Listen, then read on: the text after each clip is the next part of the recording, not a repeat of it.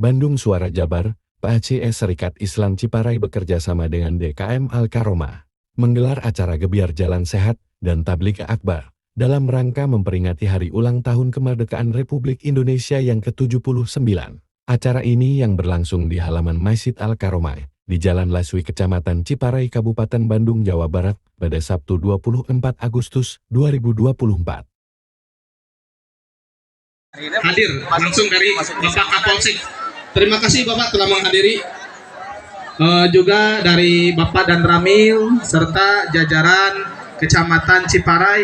Gebiar Jalan Sehat ini dihadiri oleh Forkopimcam Ciparai, Haji Gun-Gun Gunawan Kawabuk Kabupaten Bandung. DKM Masjid Al-Karomah, Bapak Dr. Haji Dadang M. Nasir, SH, SIP, MIPOL. Yang saya hormati Ketua Panitia Gerak Jalan Santai PAC Serikat Islam Kecamatan Ciparai beserta jajaran. Yang saya hormati rekan-rekan Forkopimcam Pak Dan Ramil diwakili Pak Babinsa dari Kecamatan Ciparai. Yang saya hormati Bapak Ibu Ormas Islam Kecamatan Ciparai, tadi disebutkan dari Persatuan Islam, Muhammadiyah, Nahdlatul Ulama, serta Bapak Ibu sekalian yang alhamdulillah hadir di tempat yang baik ini dalam keadaan sehat walafiat.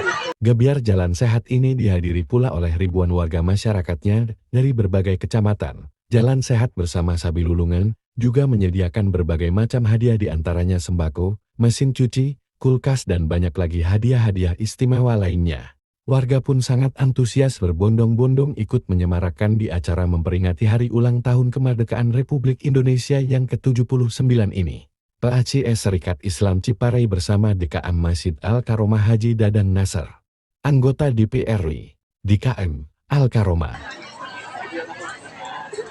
Yang sama-sama kita banggakan, kita hormati anggota Dewan terpilih, mantan Wakil Bupati Bandung. Ini kemitraan saya, Pak Haji Gun-Gun Gunawan.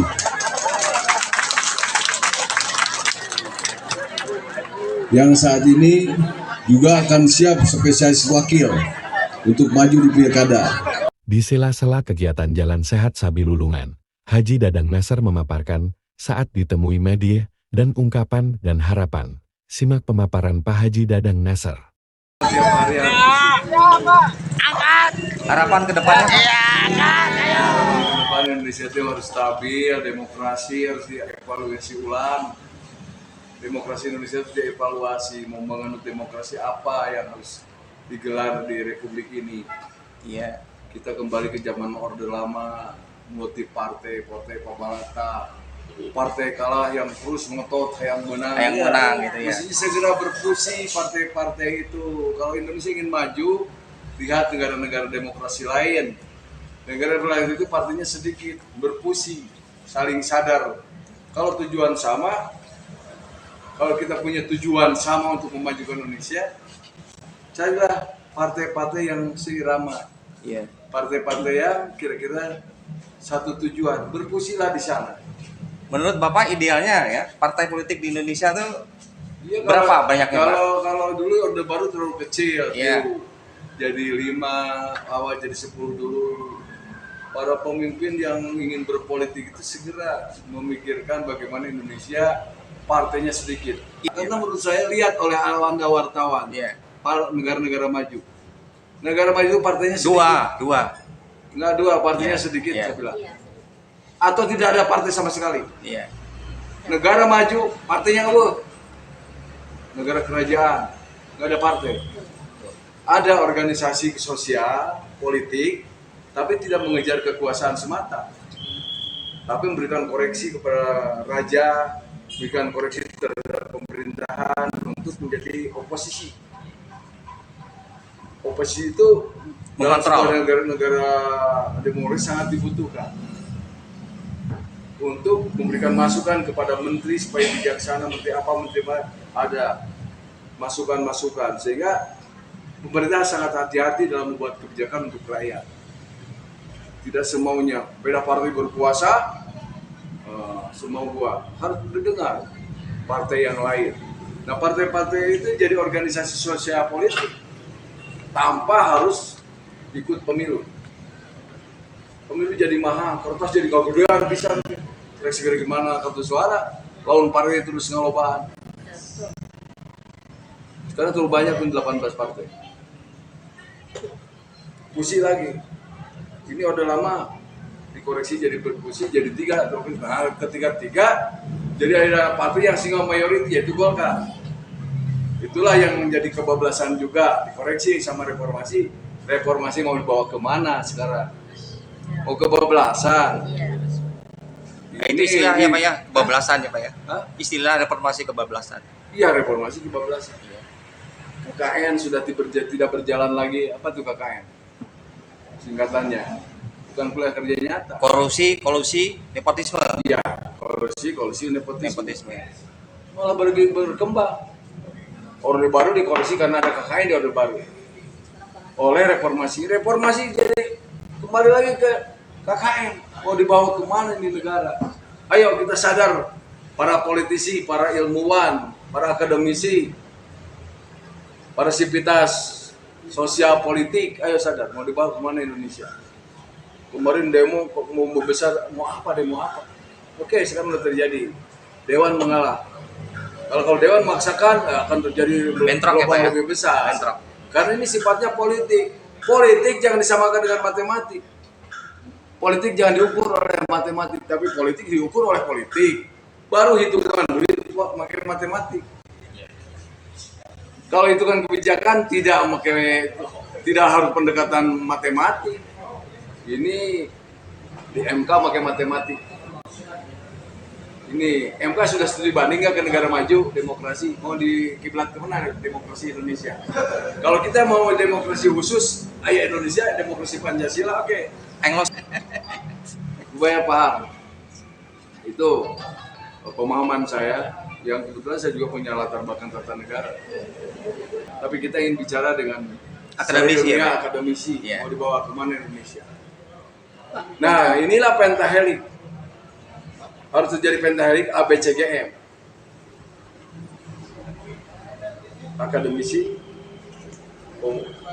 B-nya bisnis, C-nya community, G-nya government, M-nya media. Harus sama-sama berpadu. Media juga jadi edukasi, bukan provokasi. Betul. Medianya banyak sekarang, media online, media sosial, media televisi, media apa lagi, media tertulis, Cetak. Itu harus sinergi jadi pilar negara. Media, government, community, ini harus bersama, sabilulungan dalam bahasa saya. ABCGM atau pentahelik itu dalam bahasa Kisunda sabilulungan, ideologinya. Dalam ketatanegaraan Kisunda itu sabilulungan. Untuk Kabupaten Bandung sendiri Pak, nanti Bapak setelah PKN, apa kira-kira yang akan menjadi target pembangunan infrastruktur, pemberdayaan? Ya, ini saya akan berpikir tentang 3 fungsi dewan.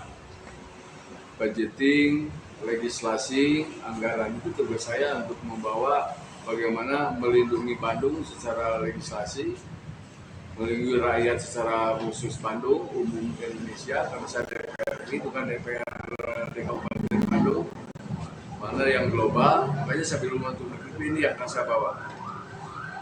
Ada hal yang praktis, tadi ada infrastruktur, ada pangan yang harus dikuatkan, ekonomi yang harus dikuatkan, distabilkan. Terus ya tadi termasuk pembangunan bidang politik yang distabilkan. Kalau untuk lapangan kerja Pak? Ya itu termasuk kan, Termasuk di dalam investasi itu. ekonomi. Iya. Jangan terlalu bermental ingin Wirausaha ya Pak ya? Iya. Wartawan juga jangan mengandalkan tulisan jadi duit. Iya Pak. Tapi apa karya Anda yang di bidang ekonomi? Iya. Jadi itu harus dikuatkan di masing-masing. Nah, ini terutama di kekayaan alam, panas bumi, nikel, uranium, timah, yang terakhir. minyak, emas, apa yang tidak punya di Indonesia. Nah ini harus secara profesional oleh negara diatur, dikelola oleh negara, bukan diserahkan kepada pihak swasta. Swasta harus tunduk terhadap aturan negara, bukan negara tunduk terhadap. Realisasinya ya Pak ya. Iya, wartawan Pembangunan. sudah bisa komparasi mana yang harus. Nah ini makanya ABCG apa wartawan hanya melansir, wartawan yang harus berani mengkritisi kebijakan yang tidak bijak. Itu fungsi media, makanya ABCG akademisi keilmuan di mana, praktek di mana, harus bersatu, satu kesatuan Sabilulungan. Sabilulungan ingat bukan milik Dadang Nasir, milik di Sunda. Siapa yang tidak pakai Sabilulungan itu kawalat, hancur negara. Karena Sabilulungan sama dengan ideologi negara. Sama dengan falsafah ya Pak. Oh iya, Falsafah ideologi. Sunda, ideologi. Iya, falsafah. Itu ideologi di Sunda. Satu lagi Pak, komitmen mengenai lingkungan Pak Kapolres dari DPR. Kabupaten Bandung. Itu saya akan buat program khusus tentang lingkungan. Ini ya di Jawa Barat tuh tidak ada industri kehutanan. Perhutani, perusahaan kehutanan itu yang boleh dikelola itu panoramanya atau kekayaan alam yang sekarang di dalamnya, tapi alam jangan rusak. Boleh dieksploitasi untuk kepentingan negara, panas bumi. Status hutannya apa dulu? Lindung, hutan Produksi. konservasi, produksi, atau satu lagi yang tingkatkan. Jadi taman hutan raya. THR ya Pak.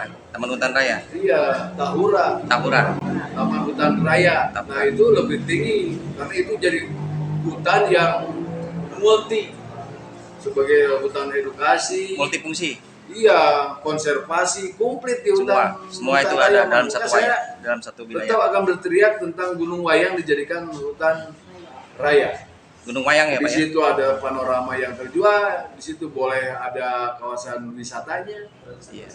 Ada panas Tapi bagaimana edukasi botaninya, bagaimana pertanian terpadunya dengan kolaborasi penjaga hutan, itu yang boleh di situ yang boleh dilakukan. sebagai Kan- penyedia air juga ya Pak ya. Iya, itu kan makanya harus ada hutan konservasi.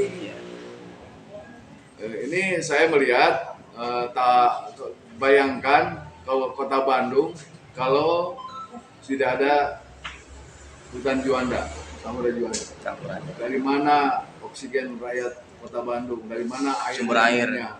Makanya kabupaten penting Pak. Ya, Kota Bandung kabupaten itu dilingkung 14 pegunungan, rangkaian pegunungan itu penting untuk dijaga. Makanya ada keseimbangan apa namanya? Ada grafiknya. 60%, 40% terbangun, 40% itu harus hutan. Nah, kita masih untung ada perhutaniannya yang akan saya koreksi tentang posisi Nusantara 8. Mau diapakan Nusantara 8? Makanya KHDPK itu Pak, tolong juga Iya, itu kan ada teh yang sekarang sewa guna dengan rakyat. Itu harus betul-betul terpadu, green desainnya harus jelas, stak birunya harus jelas, jangan sampai sporadis, akhirnya rusak. Oke. Makasih Pak. Atau Pak. Sama-sama.